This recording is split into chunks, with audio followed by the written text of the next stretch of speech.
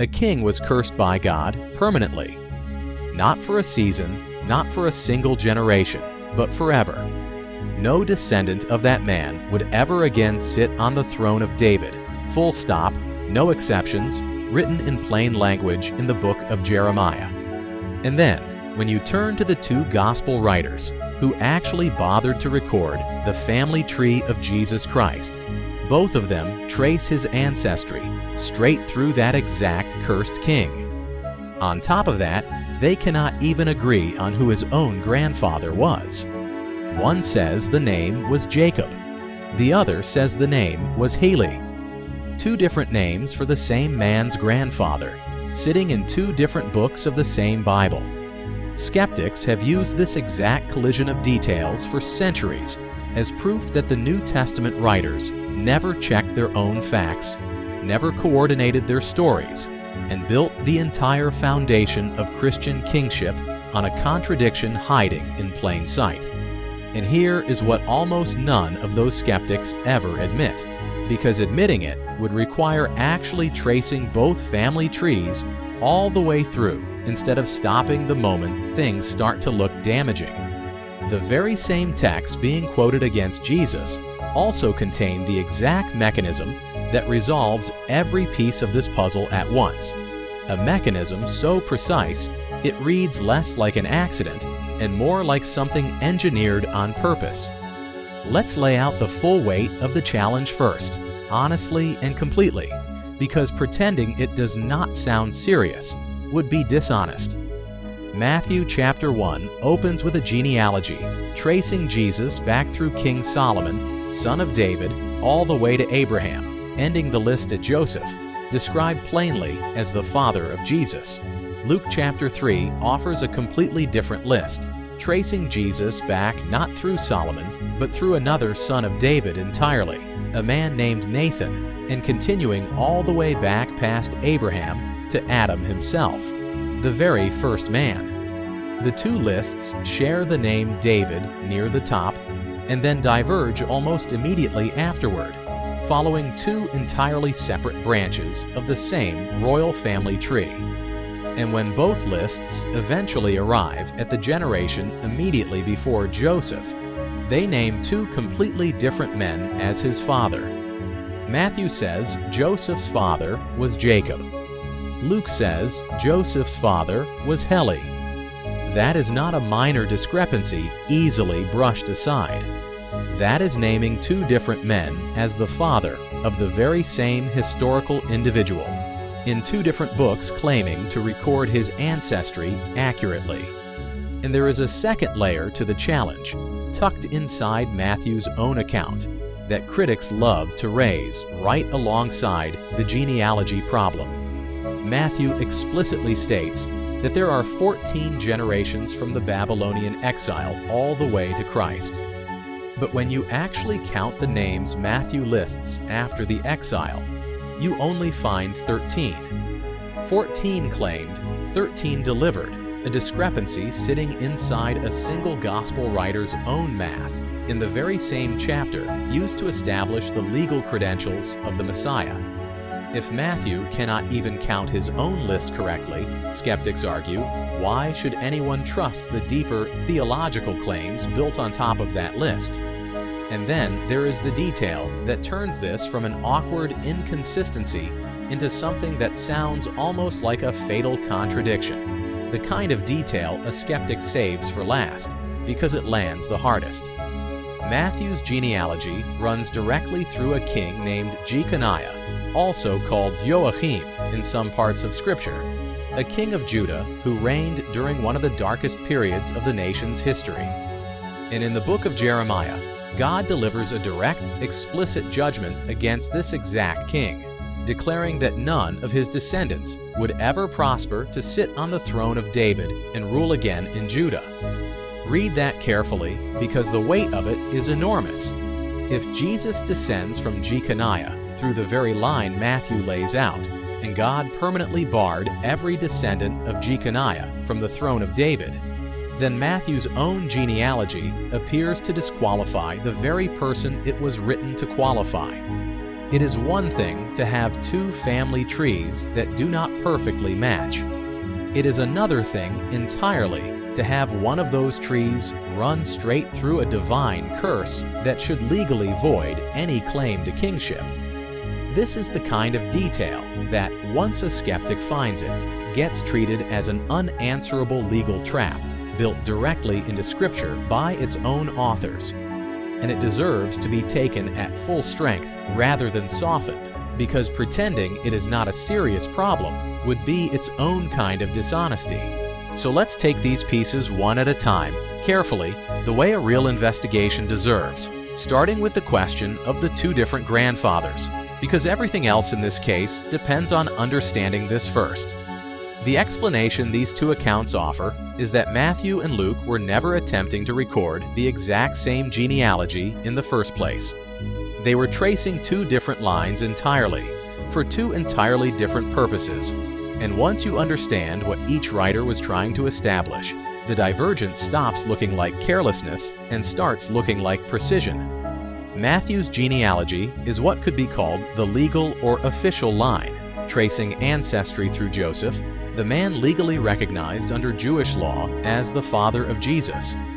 Matthew's target audience was primarily Jewish, and his entire purpose in writing was to establish that Jesus fulfilled the specific messianic requirements that a Jewish audience would demand, namely that the Messiah descend from the seed of Abraham, and specifically from the royal line of David.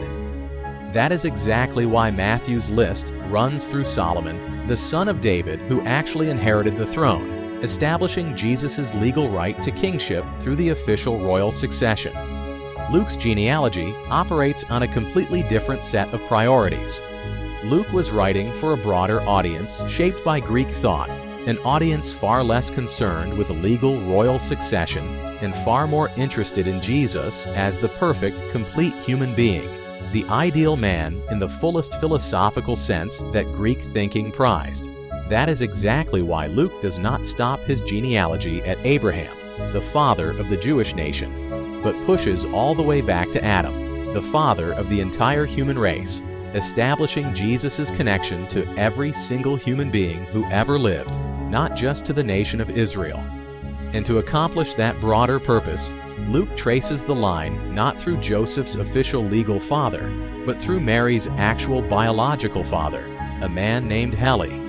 In the ancient world, it was entirely normal and accepted for a son-in-law to be recorded in a genealogy as the son of his wife's father, particularly in situations without a direct male heir.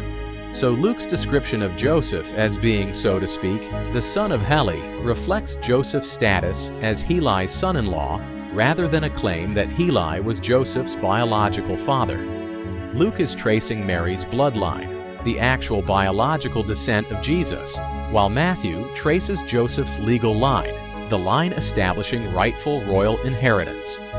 This distinction becomes even clearer once you notice where the two lines actually diverge and where they eventually meet again. Both genealogies run through David, but Matthew continues through Solomon, the son who inherited the throne, while Luke continues through Nathan, an entirely different son of David who never held royal office. Two separate sons of the same king, two separate branches of the same family tree, one branch carrying the legal right to rule, and the other carrying the actual bloodline of descent, both eventually converging on the same historical man, Jesus of Nazareth. This is not a coincidence produced by careless authors losing track of their own material. It is the structural signature of two writers deliberately pursuing two different, complementary goals. One establishing legal royal legitimacy and the other establishing genuine biological humanity, and doing so through two verifiably different, clearly identifiable branches of David's family. Think for a moment about how differently this whole objection would need to be framed if it were actually a genuine mistake rather than a deliberate structural choice. A careless author copying down a single family record and simply transcribing it badly would not accidentally produce two internally consistent, complete genealogies, each running 14 clean generations at a stretch, each converging on the correct historical figure of David, each diverging along an identifiable and verifiable son of David. and each serving a purpose that lines up precisely with everything else that specific gospel writer emphasizes elsewhere in his own book. Sloppy transcription produces garbled, inconsistent, partial records. What Matthew and Luke actually produced are two clean, internally coherent, purposeful documents that happen to diverge at exactly the point you would expect if they were tracing two genuinely different lines of the same family for two genuinely different reasons.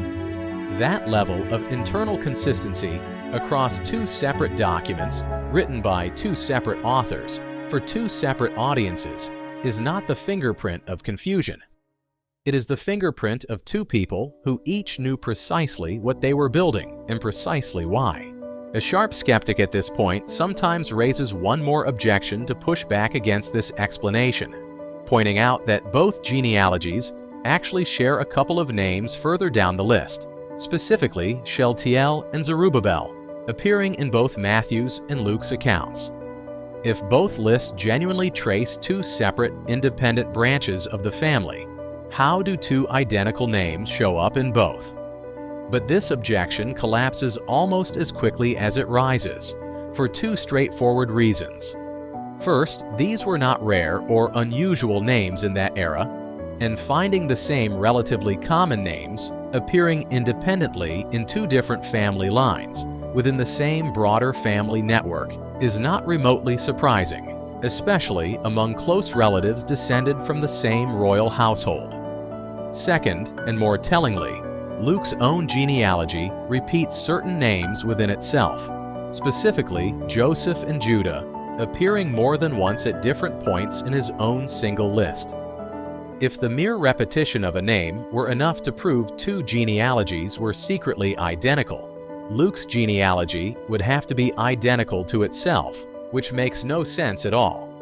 Shared names among descendants of the same extended royal family, appearing at roughly the expected historical point in the timeline, tell you nothing more than that these were common names in a specific bloodline. They do not collapse the case for two separate lines of descent.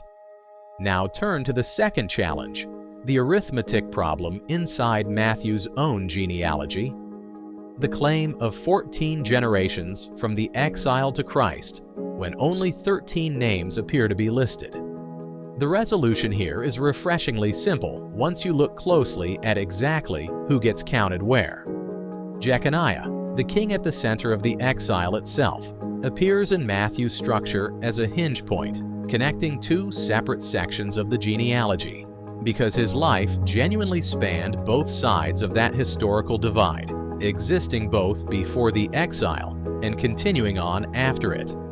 That means Jeconiah legitimately belongs in both counted segments of Matthew's genealogy, counted once as the final figure closing out the pre-exile section, and counted again as the opening figure of the post-exile section. Once you account for that overlap correctly, there are in fact fully 14 names in the list running from the exile to Christ, exactly as Matthew claims, and fully 14 names in the earlier section running from David to the exile as well. There is no arithmetic error in the text at all. There is only a modern reader who fails to notice that one specific individual, Jeconiah, is doing double duty as the hinge connecting both halves of the genealogy, precisely because his own life straddled that exact historical turning point. And now, we arrive at the piece of this puzzle that turns the entire case from a simple resolution of confusing details into something genuinely remarkable, something that should leave you sitting back in quiet astonishment once you see how precisely it all locks together. The curse on Jeconiah, recorded in the book of Jeremiah, declares that none of his descendants would ever prosper to sit on the throne of David and rule again in Judah. That is an enormous claim, and on its surface it should permanently disqualify anyone descended from that king from ever legitimately claiming the throne, forever, with no exceptions. And Matthew's genealogy runs directly through Jeconiah, connecting Jesus to that exact cursed line through Joseph. So the uncomfortable question stands: how can Jesus be the legitimate heir to David's throne if his own genealogy runs straight through a king God specifically cursed out of that very succession? Here is where the full weight of the two genealogy structure reveals its true purpose. And it deserves to be stated plainly because this is the part almost nobody walking around repeating the genealogy objection has ever actually thought through to its conclusion. Jesus was never a blood descendant of Jeconiah at all.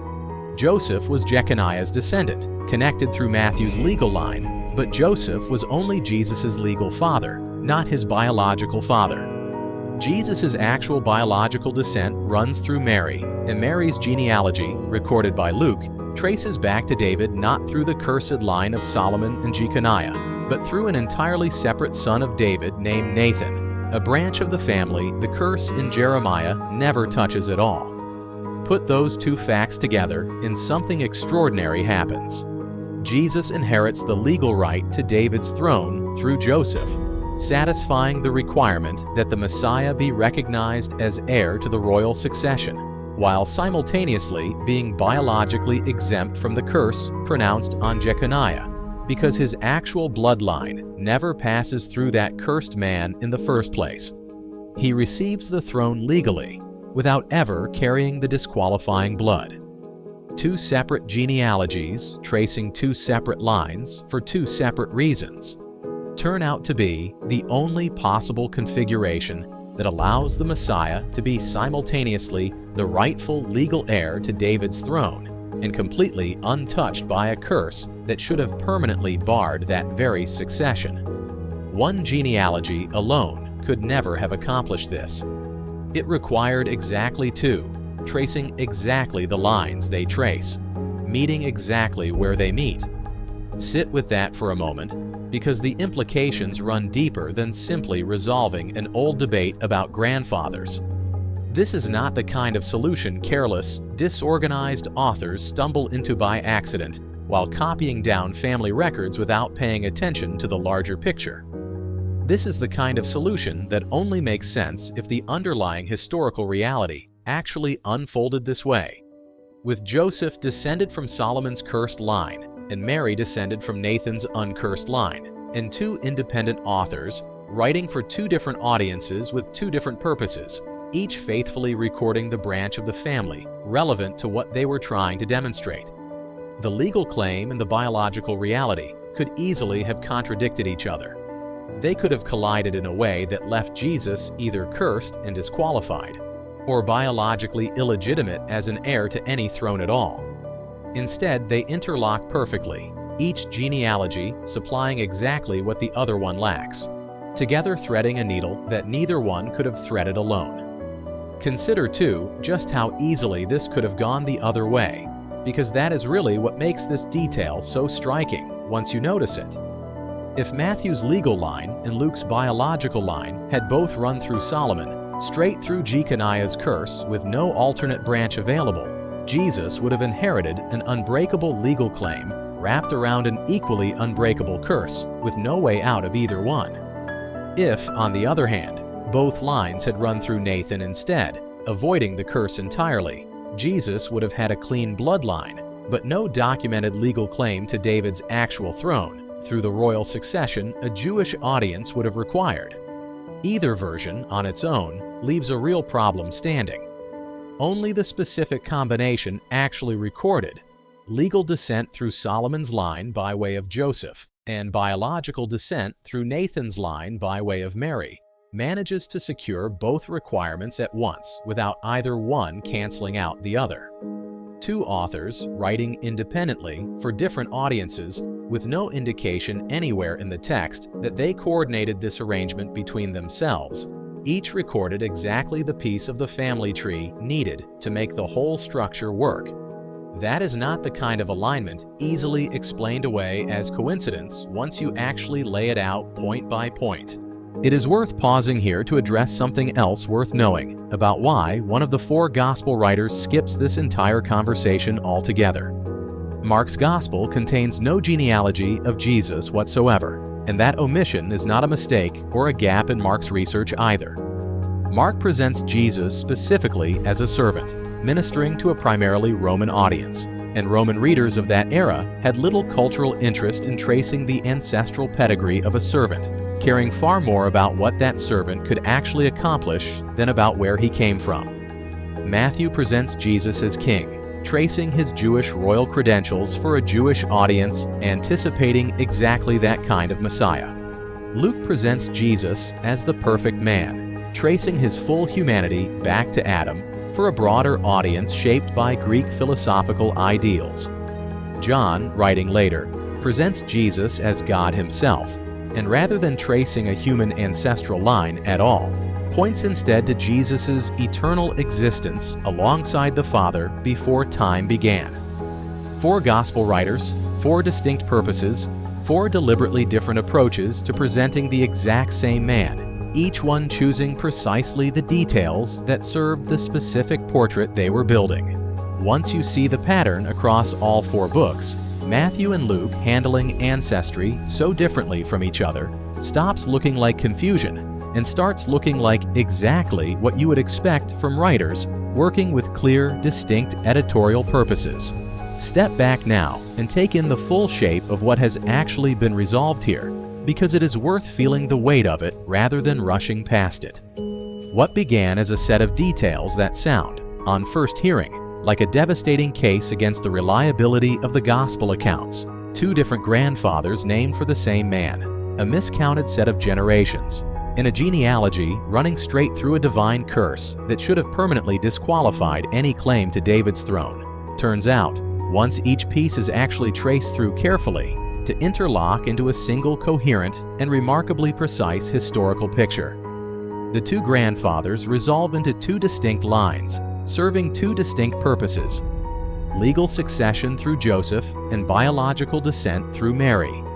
The miscounted generations resolve into a single figure, Jeconiah, correctly counted twice because his own life spanned both halves of the historical divide the genealogy is tracking. And the curse itself, the piece that sounds the most damning on first hearing, turns out to be resolved by the very structure that critics point to as the original problem, because it takes exactly 2 separate genealogies, tracing exactly the lines they trace, to grant Jesus legal royal legitimacy while keeping him entirely untouched by a curse aimed squarely at royal bloodline. This was never a contradiction patched together after the fact by uncomfortable theologians trying to save face. This is a structure of such tight internal logic that removing either genealogy would break the whole picture, and keeping both is the only way the picture ever could have worked in the first place.